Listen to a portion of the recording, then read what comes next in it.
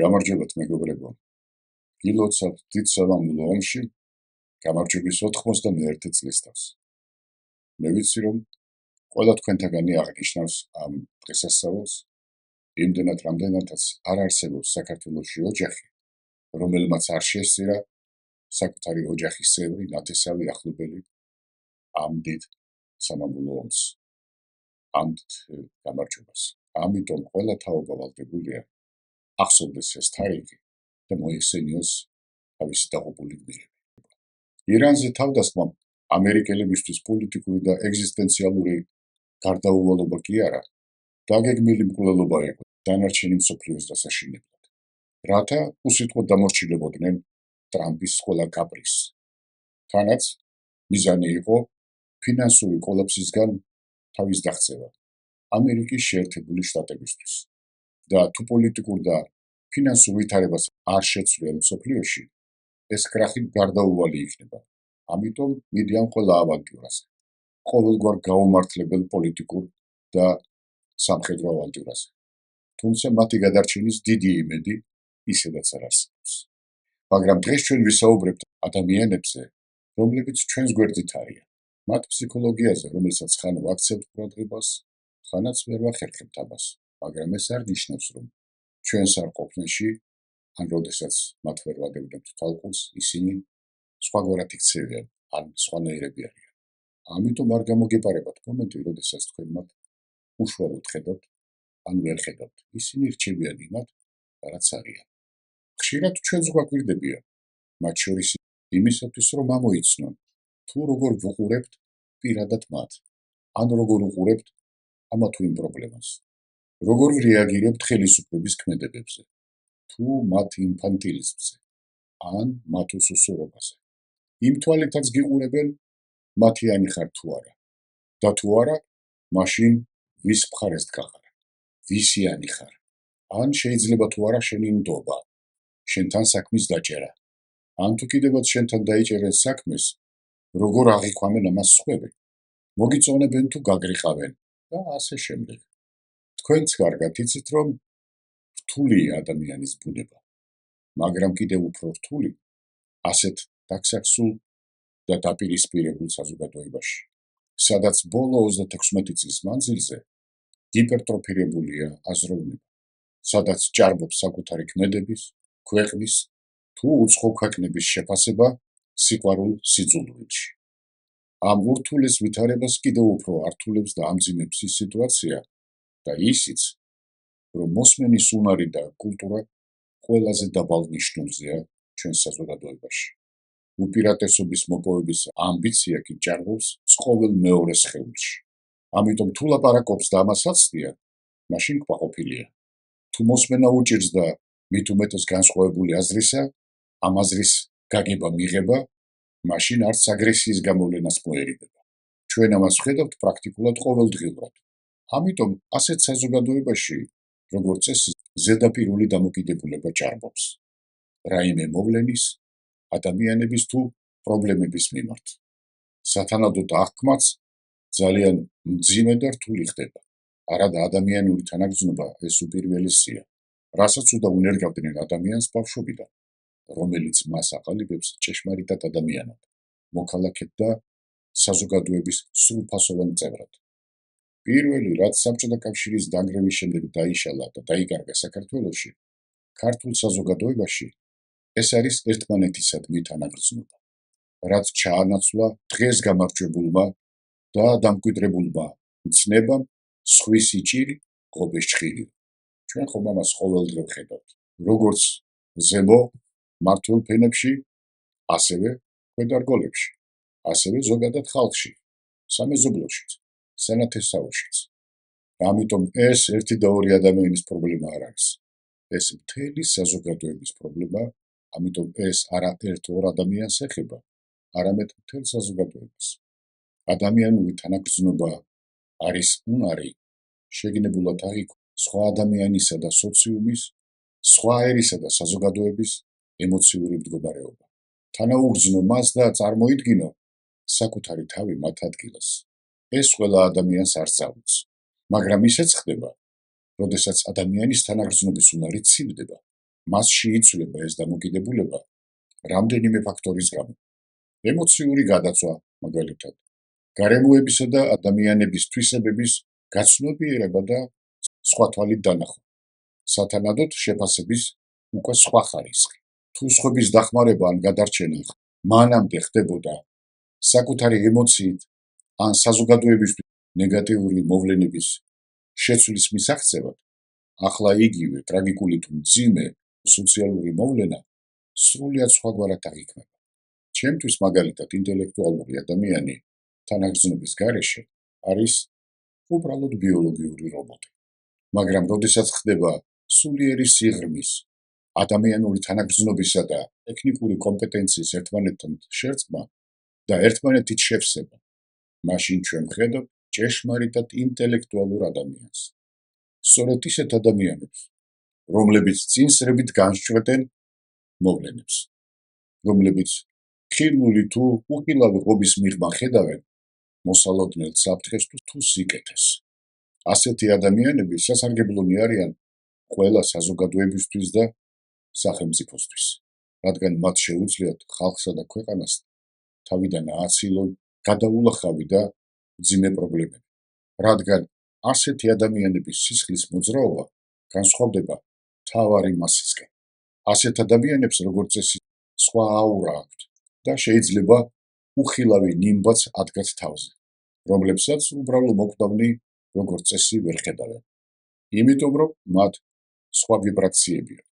დიახ, ეს დიდი ხანია უკვე დადასტურებულია როგორც სამეცნიერო, ბიოლოგიურ, ისე სამედიცინო სფეროშიც.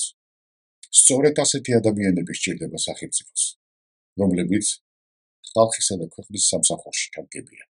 ეს მოითხოვს ადამიანისგან სულიერ სიმტკიცეს. იმდენად, რამდენადაც ადამიანები უმადური არსებები არიან, რადგან მათ ემოციები და ამბიციები მართავენ და ძალიან ხშირად მათ მიმართ გამოჩენილი ყურადღება და გაწეული სიკეთე უკეთეს შემთხვევაში წყალში გადაყრილი გარჯაა. დიახ, ბევრს განუცდია ეს. ასეთი გულისხმიერი ადამიანების ინტუიცია იბადება მონაცემთა ანალიზიდან, პირველადი პრინციპების აზროვნებიდან, თუ გნებავთ ცხოვრებისეული გამოცდილებიდან, სიბრძნიდან და ინტელექტუალური ადამიანების აღქმის უნარიდან. ეს გრძნობა არის სწორედ ის, რაც ქმნის ნამდვილ ინტელექტს. ეს იყო მთავარი განმარტება წარსულში და იქნება მომავალშიც. ეს თვისებები ბუნებიდან ეძლევა ადამიანს, მაგრამ თუ შინაგანად არ არის გამყარებული და თვითონ ადამიანმა არ გაამყარა და განავითარა, მერე ქვავდება და იკარგება, რადგან სისხლთან ერთად იცვლება. დიახ, ესეც უკვე დამტკიცებულია. ამიტომ ერთ დროს ბუნებისგან დაჯილდოებული ადამიანი რიგითი მოკვდავი ხდება. ანუ თუ არ განავითარა და არ შეინარჩუნა, რაც ღმერთმა მისცა და რაც ბუნებამ აჩუქა, ესე იგი ის ჩვეულებრივი რიგითი მოკვდავი ხდება. ამიტომ არის ხელისუფლების ვერტიკალში მომატებული რიგითი მოკვდავების რაოდენობა, რომელმაც დიდი ხანია საქართველოს მოსახლეობა მასოვკის როლში გადაიყვანა და არა ინდიკატორის. დიახ, რომლის რეაქციაც ოდესღაც მნიშვნელოვანი იყო მათთვის, ხელისუფლებისთვის, ახლა კი არაფერს წარმოადგენს. ასე იცვლება ძალიან ბევრი ადამიანი, რომელიც საზოგადოებიდან შედის სახელისუფლებო რგოლებში და მას თითქოს სისხლი გადაუსხესო, გონება შეუცვალესო, რამსები დაულაგესო, როგორც ხალხში იტყვიან ხოლმე. და ეს რეალობაა. ამას ვაწყდებით ჩვენ ყოველდღიურად და მგონი გასაკვირიც არ უნდა იყოს. გამიგია ხალხური გამოთქმა, კანონი საჭეს აღგავსო, საითაც გინდა, იქით მიმართავა. ამიტომ ხელისუფლების ვერტიკალში რიგითი მოკვდავების მოძალებამ გააუფასურა სახელმწიფო მართვის პრინციპები. დიახ, ჩვენ ამის მომსწრენი გავხდით საბჭოთა კავშირის დანგრევამდე პრაქტიკულად ერთი 10 წელი და მას შემდეგ ხომ სრულად დავინახეთ მოხელე ჩინოვნიკის და პოლიტიკოსის არსიც. ყველას საგულისხმობ, რა თქმა უნდა, მაგრამ თითოეული მათგანი თქვენს შესანიშნავად იცით. ნებისმიერი სახელმწიფოს დაკნინება და დაცემა იწყება მაშინ, როდესაც მმართველები შეგნებულად წვეტენ ან კარგავენ საკუთარი არაადეკვატურობისა და გინდაც ფსიქიკური გადახრების ან უბრალოდ სიგიჟის სირცხვილს და როდესაც პოლიტიკოსები რეალიტი შოუს ჯამბაზებად იქცევიან, მთელ საზოგადოებას ეღლაბუცებიან. არანაკლებ საერთოდ რამდენად შეესაბამება დღევანდელი საუბარი გუშინდელ ნათქვამს, დაპირებას თუ ზოგადად პასუხისმგებლობას.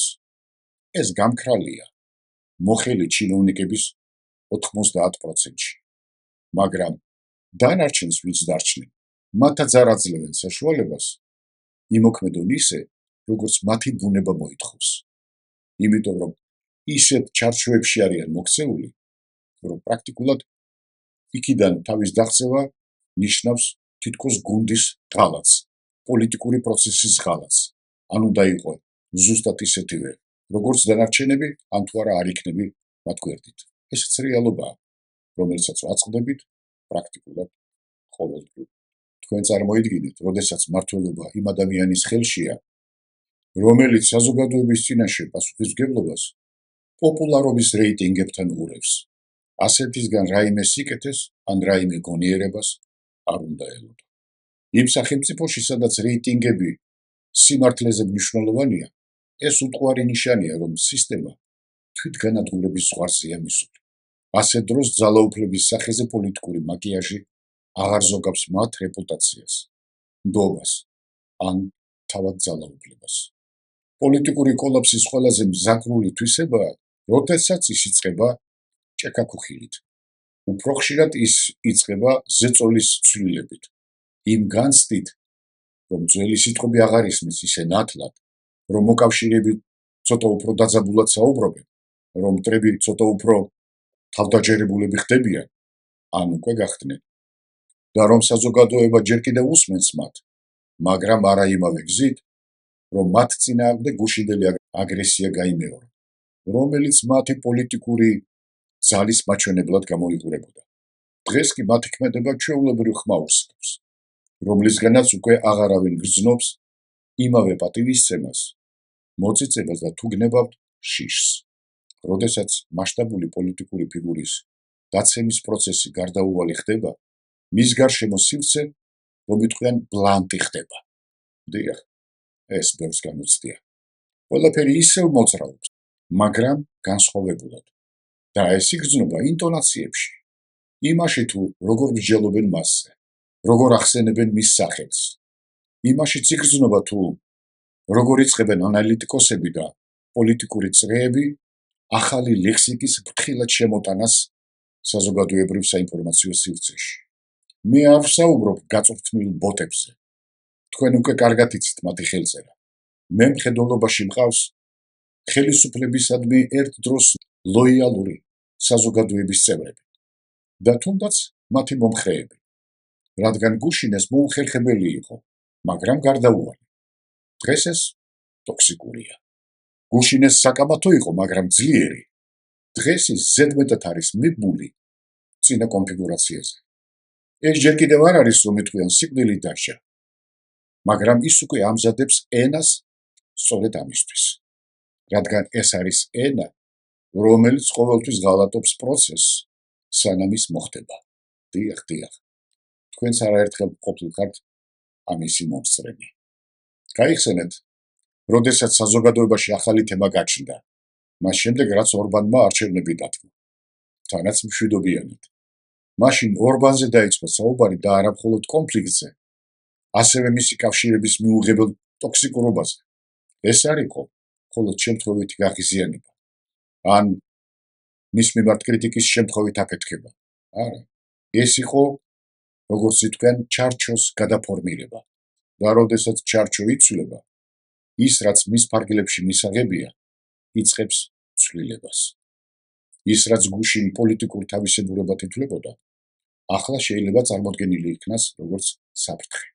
აი ასეთი ცვლილება ხდება, ასეთი მეტამორფოზა ყისიერად, როდესაც ერთი ხელისუფალი მიდის და მას სხვა ანაცვლებს.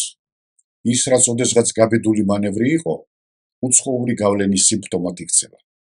ის რაც ცოტა ხნის წინ ტოლერანტულად ითვლებოდა, მოულოდნელად შეფასებული გახდება ისეთი კუთხით, ან ისეთი მხრიდან, რისი ტოლერანტობაც აღარ შეიძლება. ეს იცვლება არა მარტო გარემოცვა ამ ადამიანის და პოლიტიკური ჯგუფის გარშემო, არამედ თვითონ გარემოც.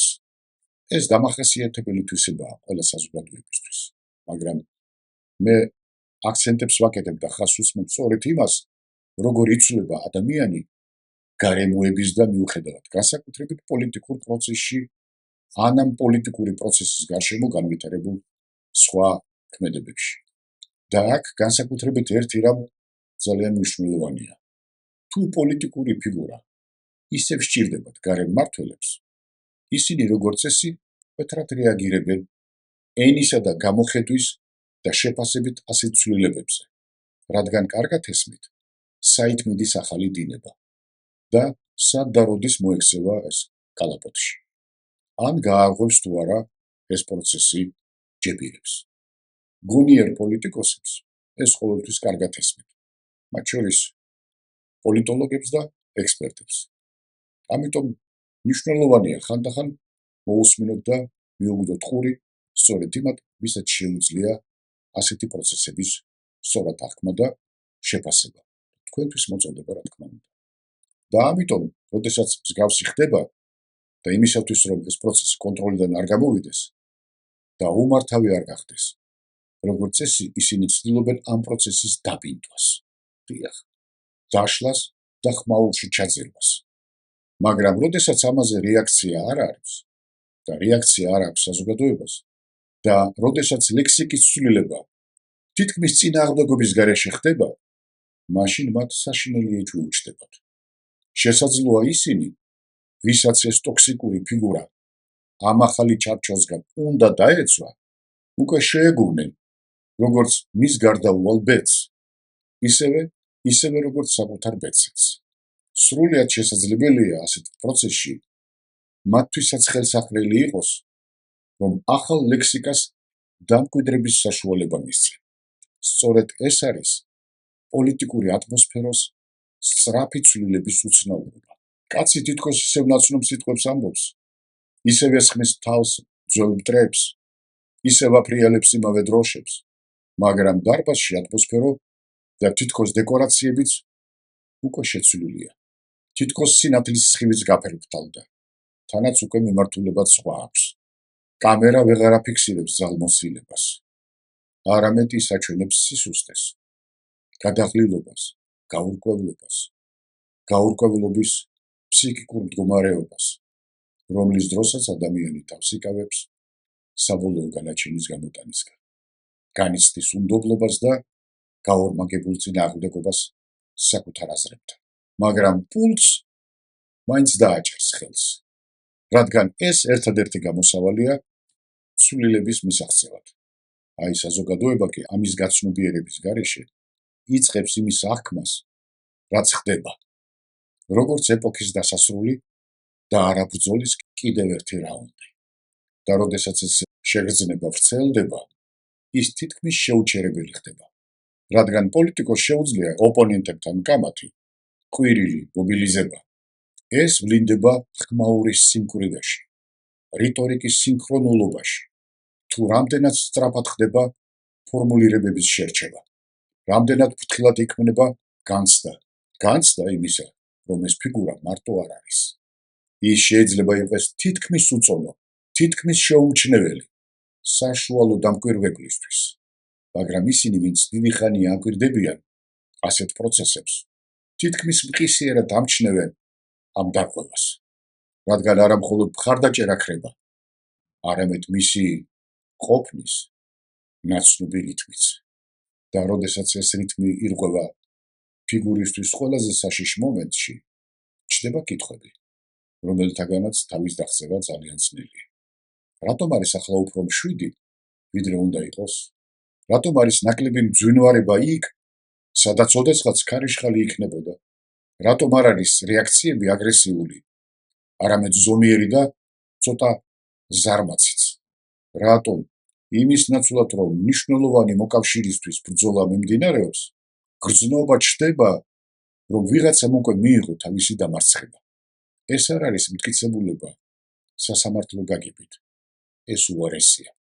ეს არის პოლიტიკური ინტუიცია, რომელიც გაძლიერებულია აქტივების ჩამოწერის დაკვირვებისას. და იცით რა არის ამაში ყველაზე საშინელი? ის ფაქტი, რომ განზრახ დისტანცირება ხშირად შენიღბულია ბუნებრივი დაშლის სახით, რაც იდეალური საფარია.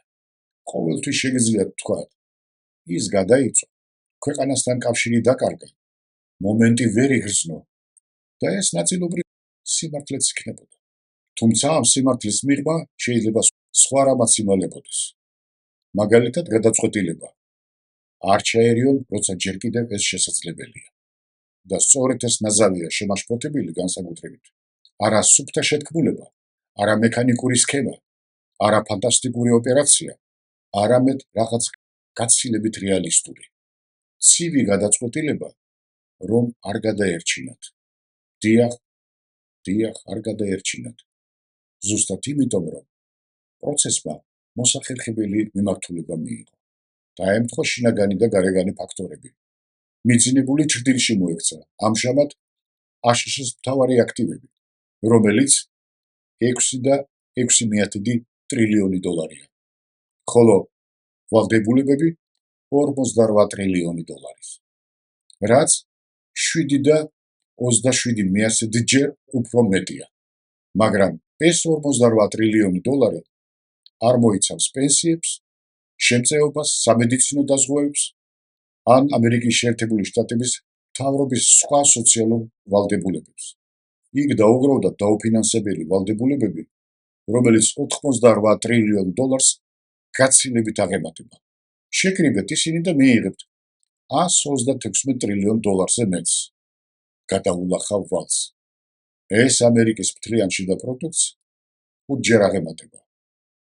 სულ რაღაც რამდენიმე კვირის წინ ჩვენ ამაზე ვისაუბრეთ და მოგაწოდეთ ეს ინფორმაცია. რამე შეიცვალა? არაფერი. კიდევ უფრო დაუმძიმდად სიტუაცია და გაურკვევლობაში არის მთლიანად მთელი პოლიტიკური და ფინანსური ისტებლიშმენტი. რა იქნება ხვალ არ იციან და დღეს ისინი უყურებენ ტრამპს კიდევ რაიმე სისულელეს ხوار ჩაიდენს და კიდევ უფრო ხუმარ დაამძიმებს სიტუაციას. იმდენად, რამდენადაც ისინი მოელოდნენ, რომ იმ პროცესით, რომელიც მან წამოიწყო ირანის წინააღმდეგ, ეს მისცემდა საშუალებას რაღაცნაირად გადაეფარათ ამ ვალის ნაწილი მაინც. როდესაც გაიზრდებოდა ფასების საწვავზე, როდესაც მსოფლიო საზოგადოების ყურადღება გადავიდოდა სწორედ ხელწერტილზე და ისინი შეძლებდნენ ახალი სპეკულაციური პროცესის დაწყებას საფონდო ბირჟებზე. მაგრამ ყველაფერი პირიქით მოხდა. პირიქით. ეკონომისტები არც კი განიხილავენ ისეთ უმნიშვნელო საკითხს, როგორიც ასაყოფა ცხოვრებოვანი. თითქმის 19 ტრილიონი დოლარი. მიუხედავად იმისა, რომ ეს არის რეკორდული თანხა ამერიკის ისტორიაში. ახლა კი თვალს ვადებდებთ ძალიან საინტერესო პროცესს. დედამიწის ორ განსხვავებულ ლოკაციაში. ძალიან დიდ და გარეგნულად ძალიან მდიდარ სახელმწიფოს, რეალურად კი სრულიად გაკოტრებულ ქვეყანას, რომელსაც სრული ფინანსური და პოლიტიკური კოლაფსი ელოდება. და ევრაზიის ურთულეს რეგიონში პატარა შეუმდგარ სახელმწიფოს შინაგანი ღრმად გამჯდარი კომპლექსებითა და პრობლემებით, რომლის მმართველადაც სიონისტებს დასმული ჰყავთ მარადიული მმართველი, რომელმაც უნდა აღასრულოს მათი საოცნებო გეგმა მცირე გეოგრაფიულ ლოკაციაში, რომელსაც დასავლეთ საქართველო ჰქვია. დიახ, ამ გარიგებას ნეტანიაჰუსთან ჩვენი მეზობლები რაღაცაში გაცვლიან. წინააღმდეგობაც კი არ შეხვდებათ დაქსაქსული და დასუსტებული საზოგადოებისგან. მით უმეტეს, როდესაც თვით ხელისუფლების მმართველი ბირთვი ნაყიდია და დამყოლი ამ პროექტის ხელშესაწყობად. სიონისტების ამ პროექტს მომხრეები ჰყავს როგორც უკრაინაში და ეს მშვენივრად იცით ასევე რუსეთშიც, კავკასიაშიც და თვით თურქეთშიც კი. საქართველოში მათ უკვე დასმული ჰყავთ თავისი მმართველი. თანაც არ დაგავიწყდეთ, რომ ყველა ის გეოგრაფიული ლოკაცია, რომელიც უნდა შევიდეს დიდი ისრაელის სახელმწიფოში, მონიშნული აქვს როგორც გეოგრაფიულად, ასევე პოლიტიკურად და ფინანსურად. ამიტომ ეს ქვეყნები ვერ დაუწყებიან. როგორც კი ისრაელი ლიბანს აიღებს, დაიწყება შემდეგი პროცესი თურქეთისა და კავკასიის მიმართულებით. ეს გეგმა მომზადებულია და დღეს კი არა, უკვე დიდი ხანია. წინასწარ დასმულიყავთ ხალხი, პირველი პირები, ან ფორმალური და არაფორმალური მმართველები, რომლებსაც ყავთ მათი შემცვლელებიც და მეორე ეშელონი, რომ იტყვიან ჩასანაცვლებლად, ეს უკვე დიდი ხანია გათვლილია, მაგრამ უწმუნო თომა ხომ იცით? აი მათი არმია კი ყველაფერს აკეთებს იმისათვის, რომ გააბრუნონ ხალხი, რომ ეს ყველაფერი სისულელეა, ამ ყველაფერს არ უნდა მიაქციოთ ყურადღება და ასე შემდეგ. ამიტომაც თითქოს ზერელეთ უყურებენ ამ პროცესებს. ესეც რეალობაა. თქვენ გესმით თუ არა? არ ვიცი, ალბათ ძალიან ბევრს ესმის, რომ ამ პროექტის განსახორციელებლად ბენიამინ ნეტანიაჰუ ყველაფერზეა წამსვლელი და ამ თავის პროექტს უსისხლოდ არ დათმობს. და მეორეც არის, დათმობს და მაშინვე ციხის საკანი ელოდება. ეს რეალობაც არის. და როგორც უკვე გითხარით, დღეს ამერიკის შეერთებული შტატების ეკონომიკა კომაშია. მსოფლიოსთვის უფრო ადვილია მისი სიცოცხლის შემანარჩუნებელი სისტემის გამორთვა და გვერდზე გადგომა, ვიდრე მისი გადარჩენა. ამიტომ ამერიკელი სტრატეგოსები უყოყმანოდ დაიწყებენ გლობალური ეკონომიკური კრიზისის გაჩაგებას ომის გზით. დიახ, ახალი ომის კერების შექმნით. და ეს სრულიად აწყვეტ, რომ არ გააცილონ ეს პროცესი.